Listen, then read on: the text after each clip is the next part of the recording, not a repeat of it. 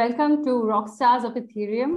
It's a show about journey and the awesome work people are doing in Ethereum and the Web3 space as a whole, aka Rockstars of Ethereum. I'm Richa. And I'm Harsh from Ethereum Push Notification Service. Oh, we are not going to get this right, guys, but yeah. All right. You guys could, if you talk in unison, like every so often, it'll be very like Beastie Boys. You know, you could do the, "We are from the Ethereum push notification." Awesome.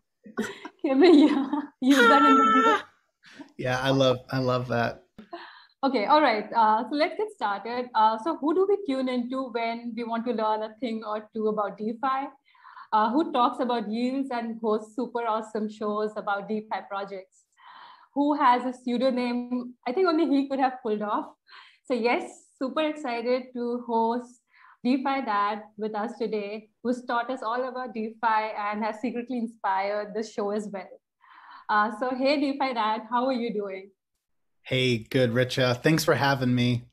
Yeah, I'm gonna pretend like we didn't just talk for a few minutes. So that's what I always do on Yield TV. I like pretend like I haven't talked to someone for 20 minutes. It's fun. Sometimes we start the show and we've literally talked about everything, and then I'm like, oh crap, now we got to figure out how to repeat ourselves on all of this. But yeah, no, thanks for having me. This is really cool that you all are doing this.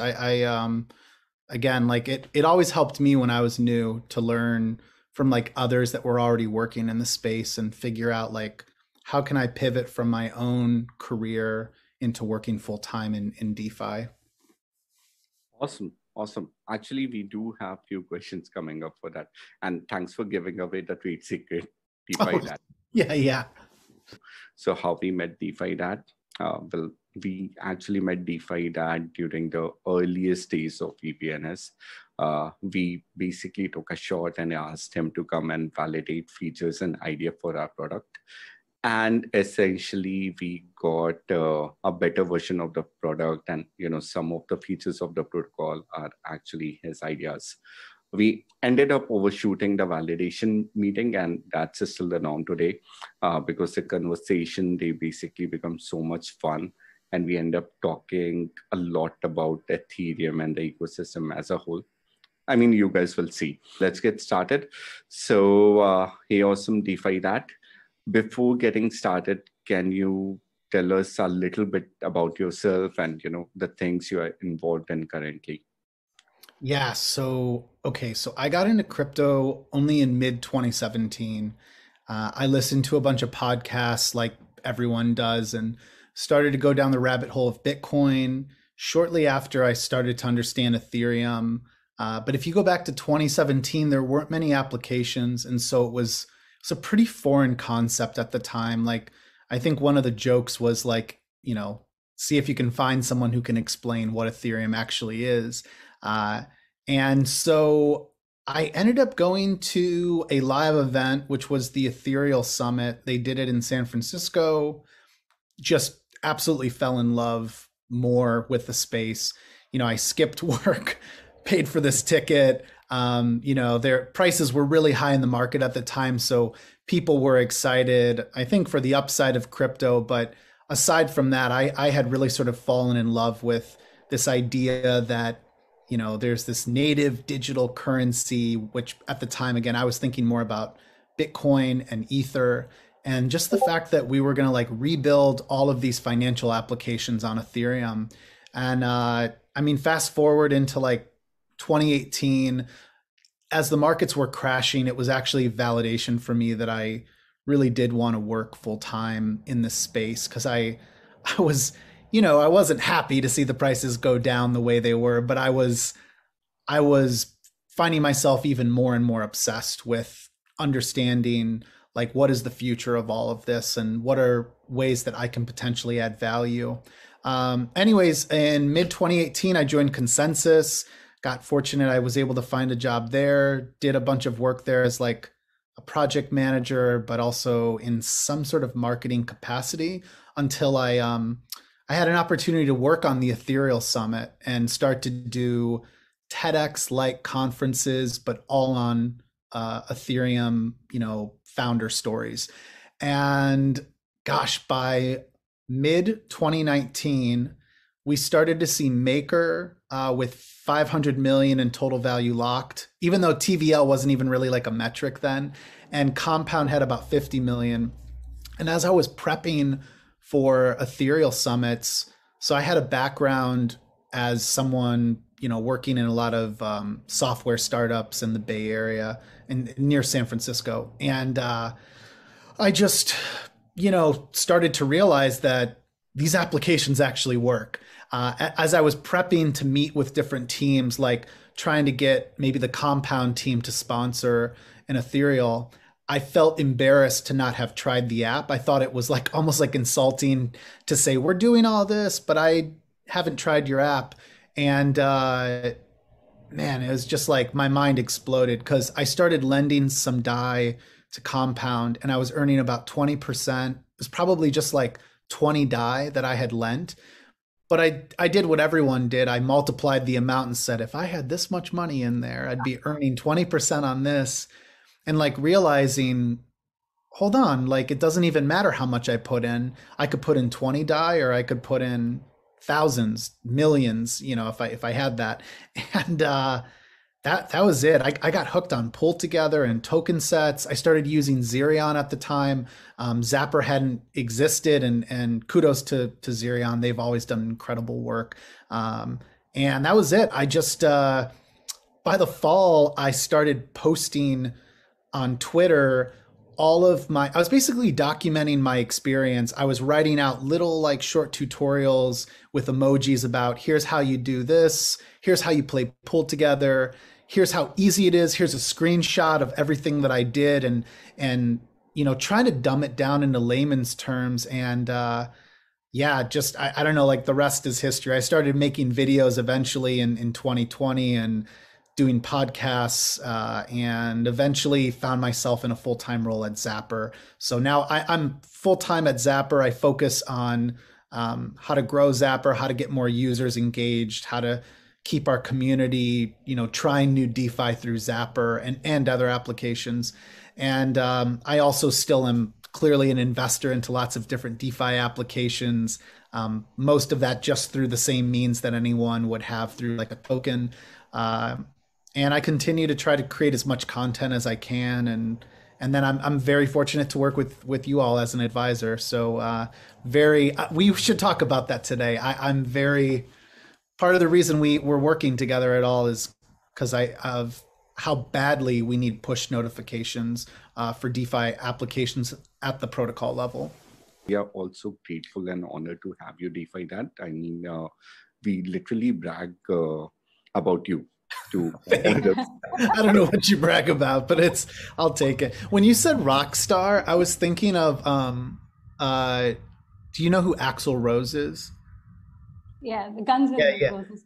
Yeah. So Axl Rose, I was thinking of like Axl Rose, but now he's like not to be mean, but he's changed. Obviously, he's no longer like rocking on the stage with no shirt on, with a six pack. He looks like he sits on a couch and he's probably a good 100 pounds overweight. And I was like, that's me. I'm Axl Rose. But at the later stage of his life, that's me, the rock star of Ethereum. Hey guys, try as much DeFi as you can. But anyways, that's awesome.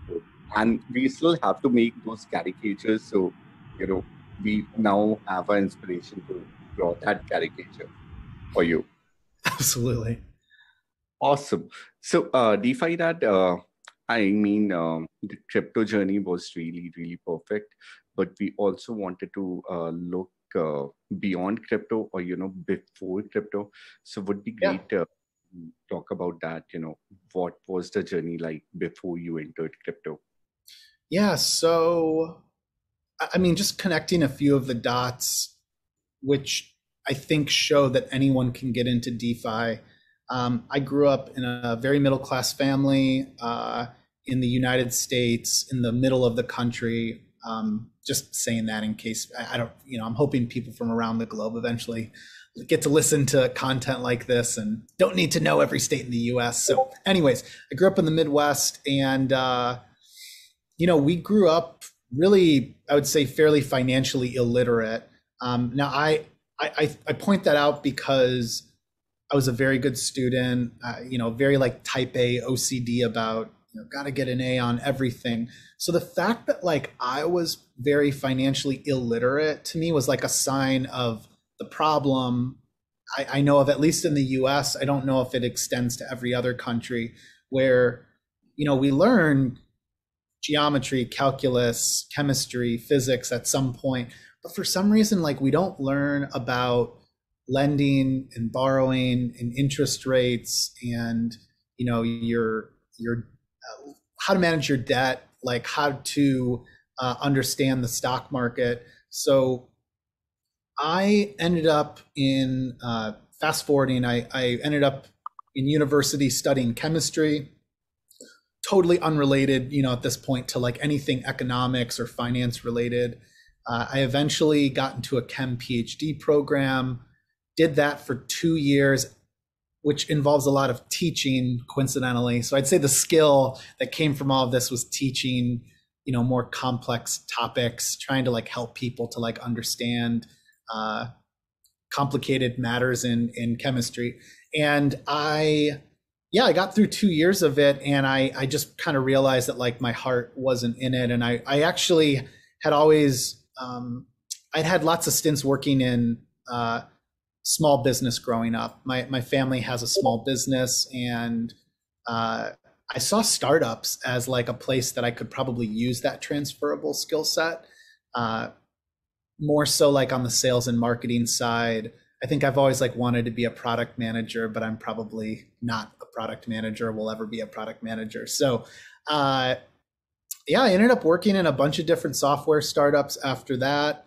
And I eventually discovered then what was Ethereum and Bitcoin again in 2017. And that was the way it like sort of connects is I was working in software where we had, so the software was stuff like Salesforce or Marketo, very like complex pieces of software with lots of moving parts that you could customize, lots of applications that you could stack on top of one another. And the more you stacked, the more powerful of a greater application you could create. So I would look at CRMs and marketing automation and project management and billing systems, and I found it really interesting. Like talking about it now, it feels very mundane to me, like to think back on it. But I thought it was cool because I could see how automation and software was like transforming the most successful businesses in the world, like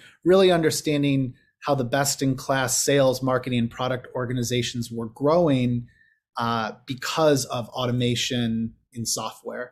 And when I started to learn about Ethereum, despite the fact that DeFi wasn't quite there yet, it definitely clicked. Like I looked at Ethereum and thought like, this is kind of like a decentralized Salesforce, but as people build more applications, this thing is going to grow like nuts. Everyone's going to use it.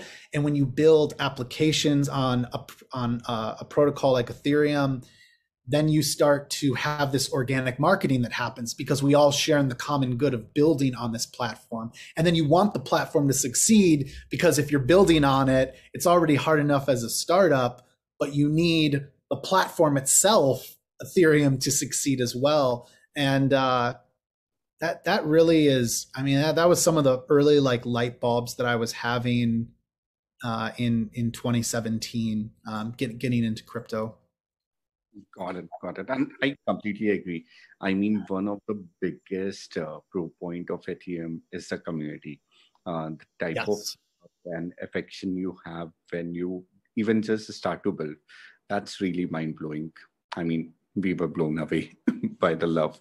And I'm sure many projects come and build on Ethereum just, because the community is so awesome. Including, of course, awesome DeFi Dad. I think people underestimate what it means just to like validate others and to affirm what they're building on. I still I still to this day, despite all the growth and success I think now that DeFi has had in a very short amount of time, despite all the successes Ethereum's had, when you discover a team, any team that is building in this space, I mean, everybody wants to be told that what they're working on is valued, that it makes sense to someone. And, there's no doubt I would tell anyone if they were trying to get into our community. I mean, one of the best things you can do is, be curious, constantly learn, but don't be afraid to reach out to a team if you think they have a really cool idea. You don't have to reach out and have some thought-provoking next step in their product roadmap. Sometimes people just want to hear that you tried it and that you think their application's really cool. Like, there's just so much that's been growing lately, but there is a volatility index called Volmex. I can't remember what Cole's last name is, but it's a cool product. I have no investment in it. I'm not an advisor. I just am on the outside, but I was like, a volatility index that's natively built on chain. That's really cool. I mean, we all know like the VIX or other volatility indexes in the traditional finance world. The fact that someone was building that's been my only feedback. Was I was like, this is really cool, like that you're building that. And I think that sort of stuff goes a long way. Like, I mean, I haven't seen any return from my comment that it's really cool, but I think it helps the space, and they're going live with it too. I think so. I think, to me, if Ethereum benefits, and if builders can find the confidence to keep building, and find affirmation in what they're building, then there's a greater payback loop there, that we can all enjoy in. Definitely. And, just to give an idea that, everyone is approachable. Nobody, when we approached DeFi Dad, and he agreed to come and share his valuable time, like an hour or 2 hours, I guess, just with us. I remember that at this point. I feel like you guys were always like this. You won, didn't you win a hackathon with Gitcoin? And then you also won one with Aave, but it's just, like, I guess to tie it together, that story is, I think that's how I was fortunate. Gitcoin reached out and whatever, I joined you guys for like a feedback session, but like this just clicked for me. I'm like, I use applications where I could be liquidated. I have no way of knowing whether I'm going to be liquidated unless I keep a tab open 24/7 and I check it. Unless I keep some other app open with a price that indicates to me that my position could be in danger. I use lots of applications that could be exploited, yet no one can reach me in real time. I have Discord that kind of helps with that. I have Twitter that doesn't help with that unless I like subscribe to their every tweet. And so you're sitting there and you're going, oh yeah, mobile push notifications, like that's something I could really use. So just to be clear, you guys you have so much more success ahead of you, but you'd be where you're at with or without me. But thank you for the generous comments. And thank you for the generous plug-in about. No. I'm dying to be able to track my Alpha Homora leveraged yield farming position with this. I'm dying to be able to know through DeFi Saver. I'm dying to know through like Aave when, whether or not my loans health factor has dropped too much. Like, these are really, really important parts of using any product that we kind of all take for granted. Like, everything that happens on my iPhone is through a push notification. Like, I really don't even check my email at this point. I look to the push notifications. So it's like, why do we not have these tied to our Ethereum wallet, which is luckily where you guys come in. And now send me that 100 Ether you promised. Where's my 100? Yeah. 100 drops in Ether coming right up. Yeah. Okay, sure. So, DeFi Dad, you have, interacted with so many projects, you work with so many projects. For you, can you describe like what has been your weirdest interview that you've ever done and what was so weird about it? And don't say us. Yeah. No. I can't. Wait. Okay. Let me pivot on that question. Instead of weird, I would say most entertaining, like most insane interview. Definitely interviewing Beeple, who is this very famous NFT artist now. But he only discovered NFTs about 6 months ago. So he's been making a piece of art every day for over 5,000 days. He sold a piece back in December, I think, for $777,000, which was outrageous at that time. That was like the biggest mind-blowing like event in crypto art. And then he recently sold a piece through Christie's for 69 million, which anyone knows this. It's been in the mainstream news. It's a big talking point. He is just the nicest, most like goofy, kindest person, and also most inspiring I've ever spoken to. He grew up actually very near where I grew up, which blows my mind. He's this computer animator who creates like 3D animations for world famous DJs like deadmau5. Basically, the concert centers around the visuals that he creates along with the music.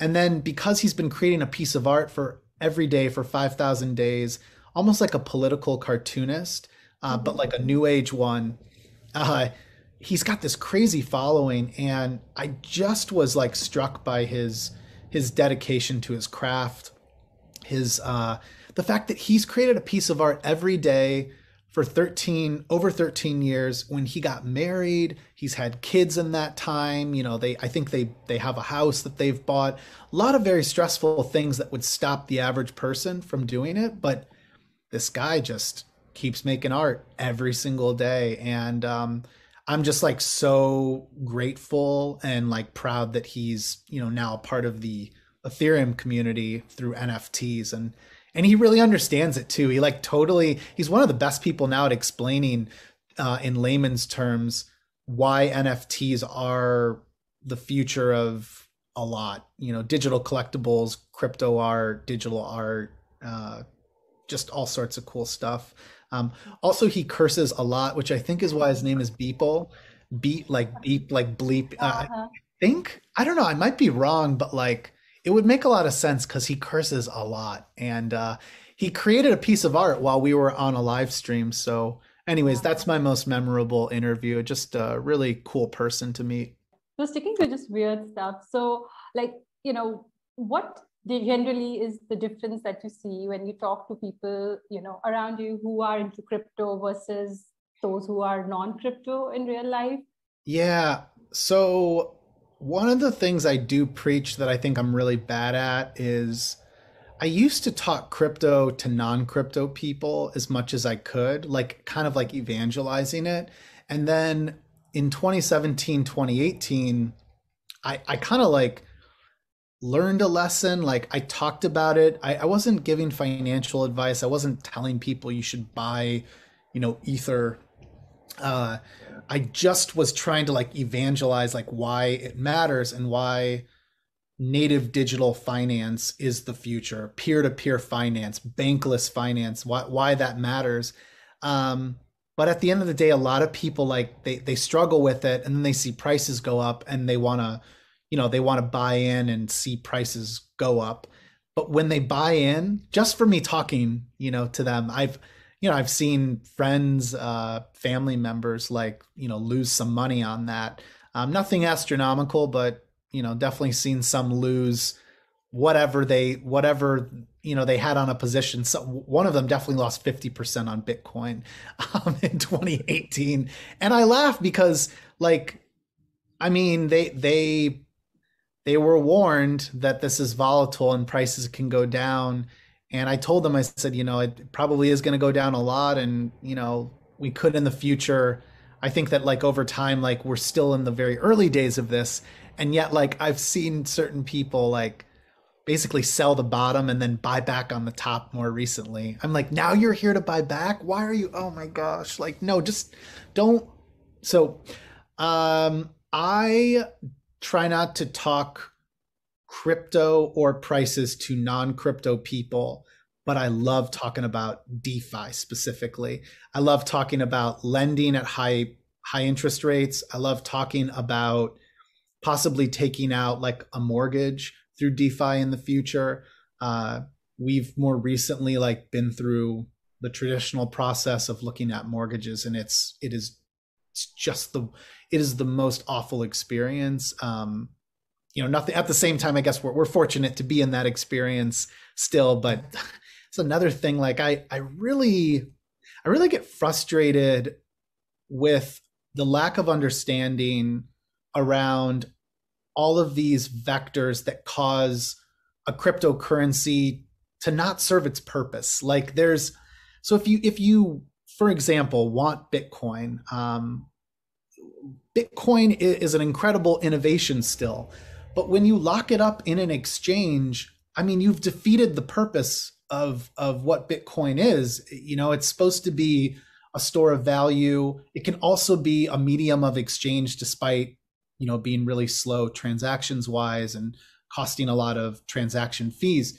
But if you lock it up in an exchange, now all you own is a credit note to that. You're trusting that the exchange will give it back to you. And I'm not accusing exchanges of being bad people and,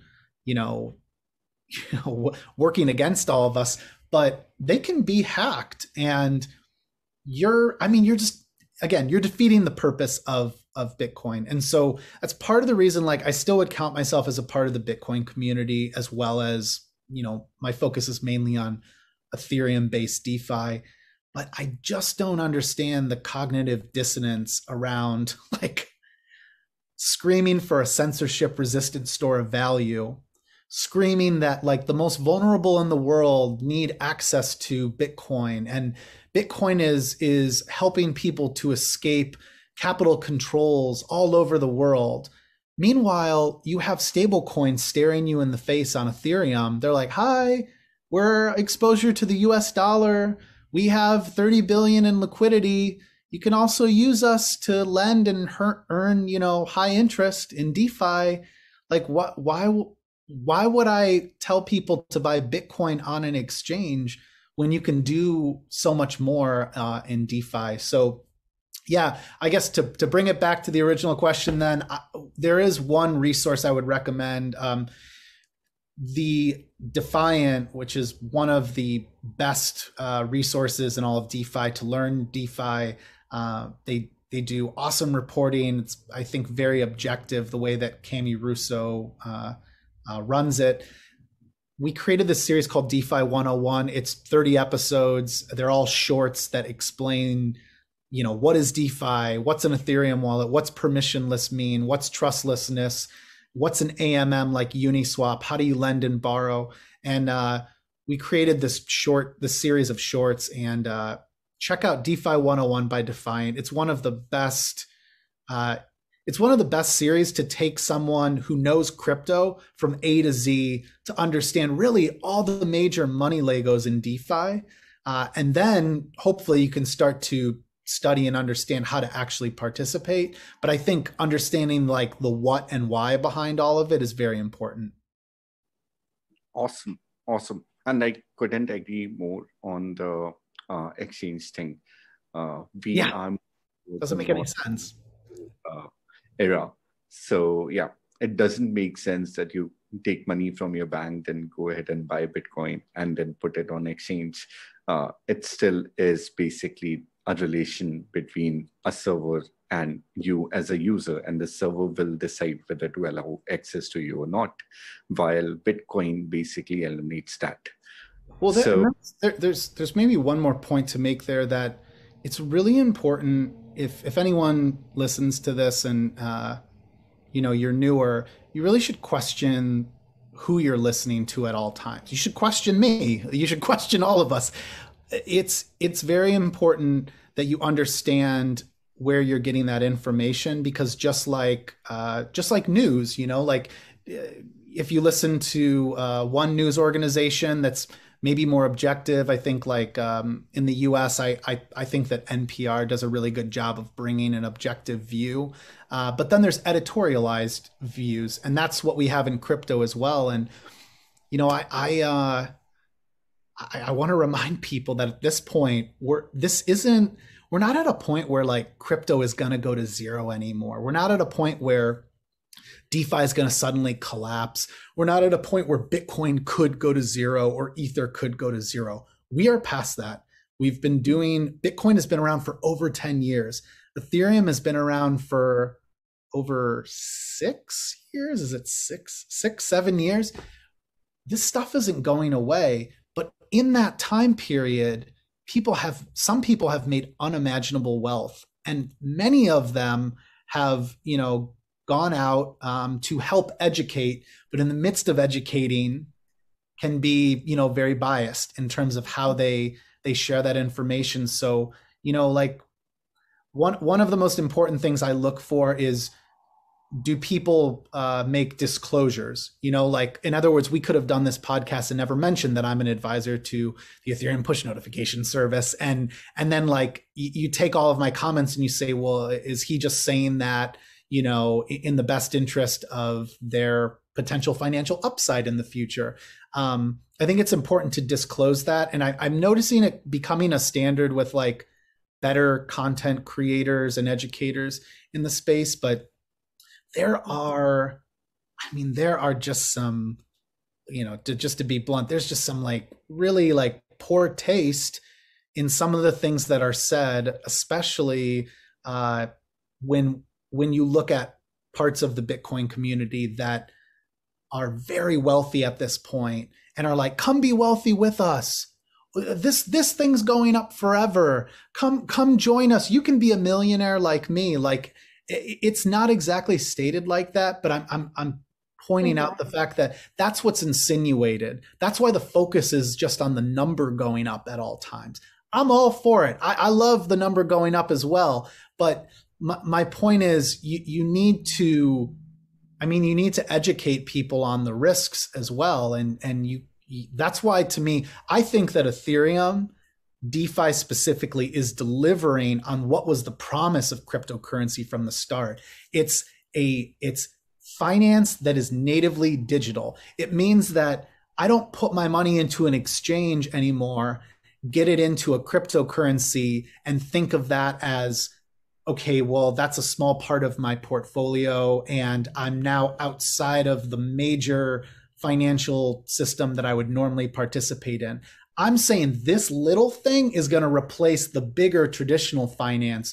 The traditional finance is going to become, DeFi will become, you know, the mainstream way to transact in finance, and people just don't see it coming. It's going to happen sooner than they realize. And that's why I would tell anyone, like, you know, start learning. You don't need to go buy any cryptocurrency to start learning DeFi or learn about Ethereum, learn about Bitcoin. Like, you can start to educate yourself and start to understand what's in front of you. And I'll say this, for me personally, eventually it was like, okay, like, I've read unimaginable amounts of information on this. I've thought about this nonstop. I've talked about it nonstop. It makes sense for me to participate. I've decided I'm ready to participate. So, actually, that's a very good point you brought out, DeFi Dad. So, fair disclaimer, folks. Whatever we are discussing over here, it's not financial advice. Nobody can give you financial advice in this space. So make up your own mind, do your own research. When we look at what's going on in DeFi, there's constructs of it that really mirror our traditional finance system. And it's unshakable, the faith that this community has in decentralized finance that's being built on Ethereum. In the next bear market, we will learn how unshakable that faith truly is. And we will learn how shakable that faith is in some other DeFi communities. And I'm excited, honestly, for it, because I believe what rises from those ashes will be that much stronger. It's hard for me to gauge right now, like, how much is potentially froth even in Ethereum, but I'm seeing a lot of stuff pop up that says we're DeFi this, we're a chain for DeFi, and I would highly recommend anybody, like, you should be questioning that. If you have to put DeFi in the name at this point, there's probably something wrong. Which is funny because my name is DeFi Dad. So yeah, but not me. I'm fine. I did it before it was cool. Yeah. Yep. We definitely agree. DeFi Dad did it before it became cool. Awesome. So moving forward, we are coming to the end.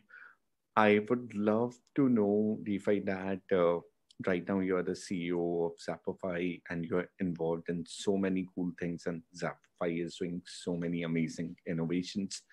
So can you describe the day-to-day experience in Zappify and what's it's like to work in a DeFi startup? Absolutely, yeah. Oh, and to correct, I don't know if I misheard that. I'm think of me like a head of growth. I mean, I'm on a team of Zapper is 8 people right now, so I'm a part of a core team and whatever that means. But if anyone's ever interested to look them up, there are 2 co-founders, and Seb is the CEO co-founder, and then Suhail is our co-founder, sort of like technical lead, but I mean, he basically lives in smart contracts. So anyways, yeah, I'd say the day-to-day is, I mean, our focus with Zapper is to make DeFi easy and accessible for everyone. And that comes from a place of us all having learned the hard way that DeFi isn't easy and accessible for everyone. So, you know, Zapper is a place that you can connect your Ethereum wallet and track your whole portfolio. That's the easiest way to get started. If you have any assets in an Ethereum wallet, we now actually, funny enough, we just started to support L2s like Polygon, or what was previously called Matic, and then Optimism, and we'll have support for, and we will have support for BSC and other blockchains in the future. We focus a lot on trying to help users more easily participate in opportunities like being a liquidity provider, using automated yield earning strategies, or commonly called yield farming, how to get into those opportunities, but not having to prepare having a certain token or having a certain amount of that token. So, you know, what we call Zaps are basically DeFi shortcuts that allow you to start with, pretend like you wanted to be a market maker or LP in an ETH wrapped Bitcoin pool in Uniswap.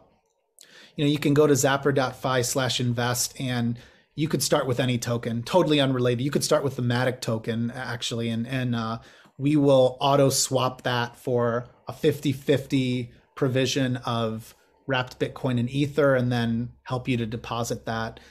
So that's been another huge part of our journey. There's over, I think, 1,200 Zaps now. So, you know, we've taken what used to be an incredibly complicated process and made it easier for you to be able to get into that LP opportunity.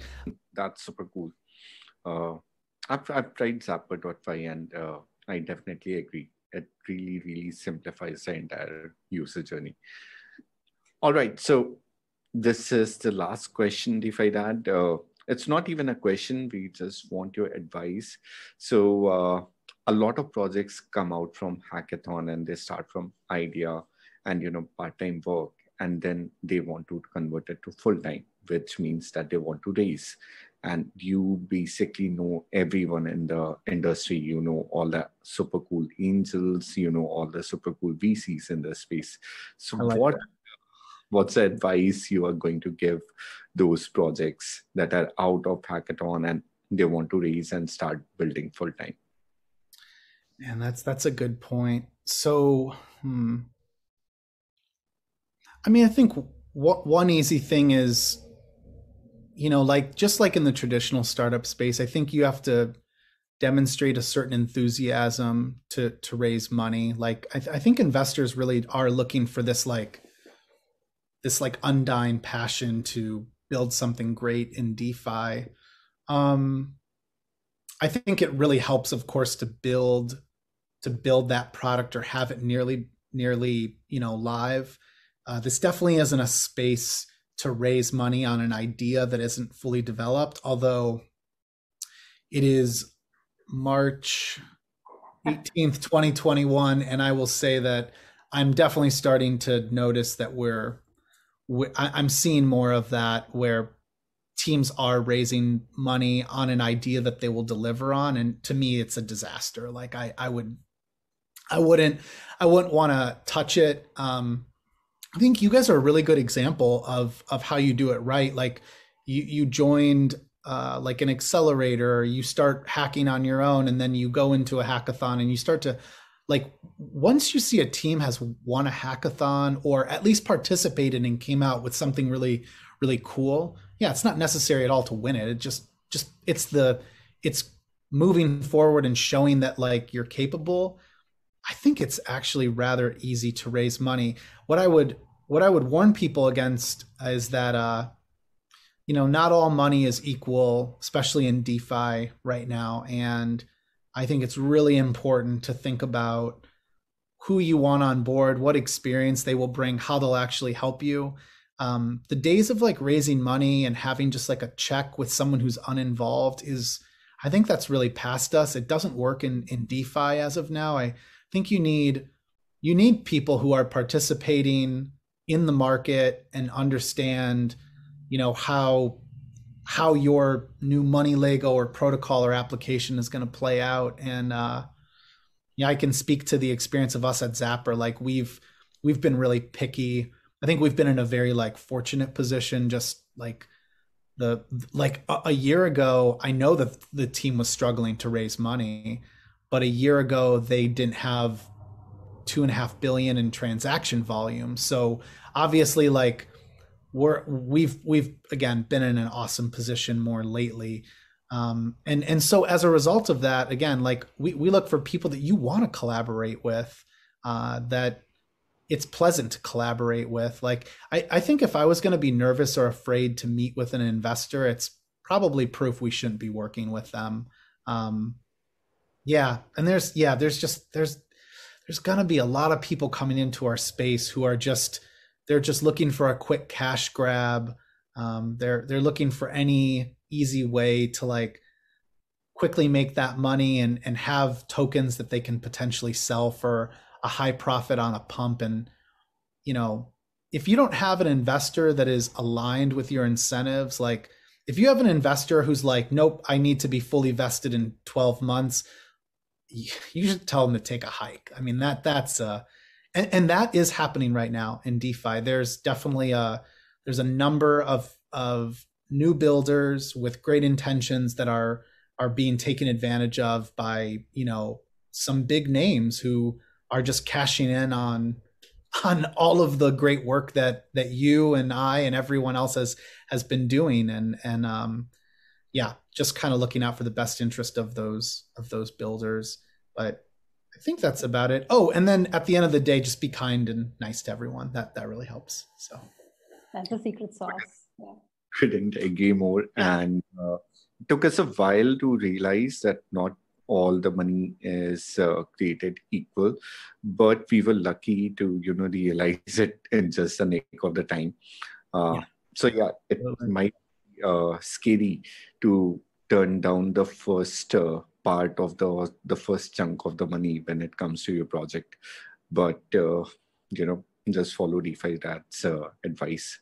It's really solid. Reach out to me too. If someone has an idea, I mean, I got to say, like, I'm not perfect on this. I'm definitely falling behind on replying to messages, but you can just send me a direct message on Twitter and I do my best, or hop in the Zapper Discord. If you're new and you're just trying to learn DeFi, you should hop in our Zapper Discord. That's somewhere where we would love to help you with individual questions. And but if you're also looking to raise money, or I want to say, like, if you're looking for that sort of help, like, basically like I can't get a hold of so-and-so, one of the cool things I think about our space is everyone's pretty available in their Discord. So if you can't reach that person in their own Discord, like that might be a red flag that you don't even want to work with them. Because like if they're not attentive to their own Discord, like I don't care who you are, you know, like even I find it incredible like how responsive Robert Leshner is from Compound in his own Discord, in the Compound Discord, and like even like Uniswap, I think, is a team that's much more careful about like they work really hard in the shadows to release the world's best product.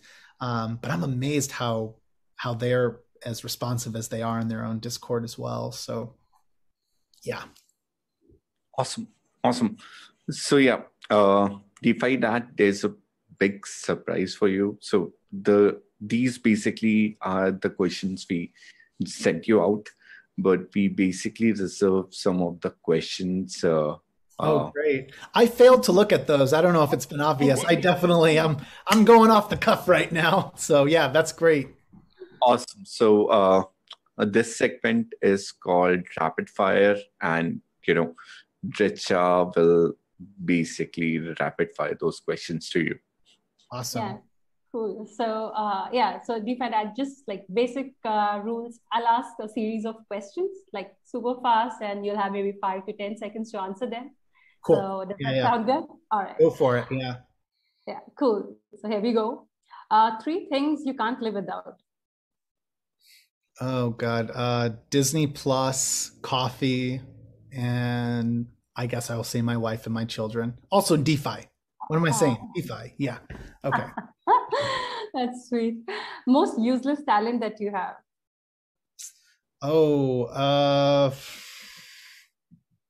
I played baseball through college. That totally is useless at this point, I guess. Maybe, I don't know. I'm an amateur guitar player. Oh, wow. I think that's about it. Yeah. I can do some good impersonations, but none that I can think of right now. I used to do that. I always wanted to be like a voice character in an animated movie as a kid. I thought it would be really fun, but yeah. Anybody from the DeFi space you want to do right now? Like you want to try to, mimic? Oh my gosh. I know. I'm like thinking about, oh God. Oh, actually there's Stani. So, at Aave, what we try to do is provide liquidity for all. And it's not very good, but I've heard him speak so many times. I've started to pick up on like, I love his mannerisms. I just like he's one of he's like one of the most charismatic people in all of DeFi, which I think is why partially to do with the success of Aave is that it like reflects his charisma. But yeah, I love his intonation, like the way he speaks. It's very particular, and what Aave, like what we're trying to do. Oh wait. But Stanley was so awesome. That was like on to the point. Okay, cool. So what would you rather always be? 10 minutes late or always 20 minutes early? 10 minutes late. I'm late for everything. I was late for this. Yeah. Dogs or cats? It's funny. I have both, but I love my dog more. My cat knows this too, and he's not too happy about it. Hope the cat is not listening, DeFi Dad. Yeah. Downtown or suburbs? Oh, that stinks. Before kids, downtown. After kids, suburbs. Yeah. Yeah. Okay. Cool. Sounds good. So, what is the first thing that comes to your mind when I say the following words? DeFi? It's funny. Dad. It's terrible. That's like narcissistic that I say that. Yeah. What's the first thing you think of? Me. I think about me. And then what was the other word? Just dad. Oh, just dad. Oh, I guess my dad.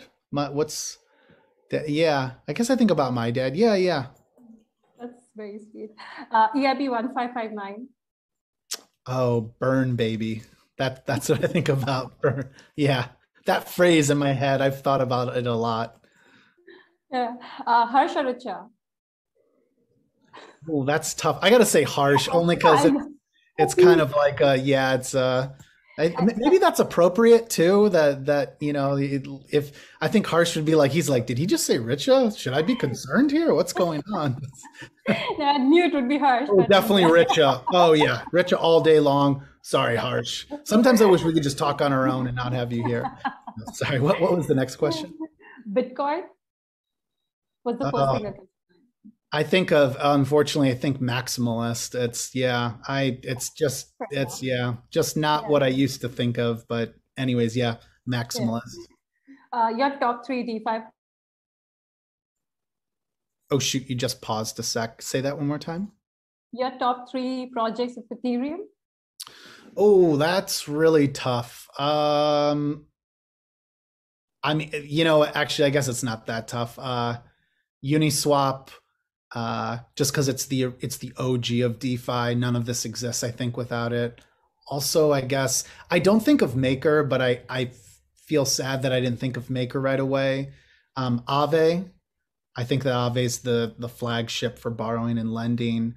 And full disclosure, by the way, like I own positions in Uni tokens, Aave tokens, and synthetics. So I think I'm very biased in saying it, but synthetics as well. I think synthetics enables you to trade anything, including like stocks on chain, and I just think that's like a radical future to look forward to. So, but I hold tokens in that, so please, like, just take it with a grain of salt. Yeah. Maybe actually, you know what? Let me take back. I got to throw in one more in there. Prismatic Labs, basically, like maybe just ETH2 in general. All the ETH2 teams, I think I'm always like so blown away by like how important they are to the future of Ethereum. Amazing, yeah. And finally, DeFi Dad, what does Ethereum mean to you? Oh, it definitely means everything, and I would classify it as I think of Ethereum as like a global borderless digital nation at this point, and like it hit me sometime in the last year. I was like, I definitely feel more in common with everyone in Ethereum across the globe. I mean, we're talking, you guys are in India right now, I'm in the US. I feel more of a kinship with everyone through Ethereum. And so I've been like realizing how weird that is, that like it's not like I don't have a disdain or like a lack of pride in living in the United States. I've always found more in common with people that I can talk to, like Bobby from CoinGecko. I find more in common with Bobby than I do with most of my family. Not my family that lives with me, but like my greater family, and we don't even know each other very well, but I resonate with other people that really see the future of DeFi and Ethereum. So it's really cool. I think in the future, I look forward to a future where like sovereign states don't really matter anymore, and we think about like, I don't know, creating like these digital tribes. I don't know. I sound like I'm on like some Burning Man mushrooms right now, but anyways. All tribe Ethereum. Yeah. Yeah, exactly. Absolutely. Yeah. And maybe friends with the Bitcoin tribe. That's right. That's right. All right. Thank you so much for the awesome interview, DeFi Dad. I mean, we have sweaty hands, but it was the table round for once. Thanks for having me. So happy to have you here, and grateful for all the support. Till next time, stay awesome, folks.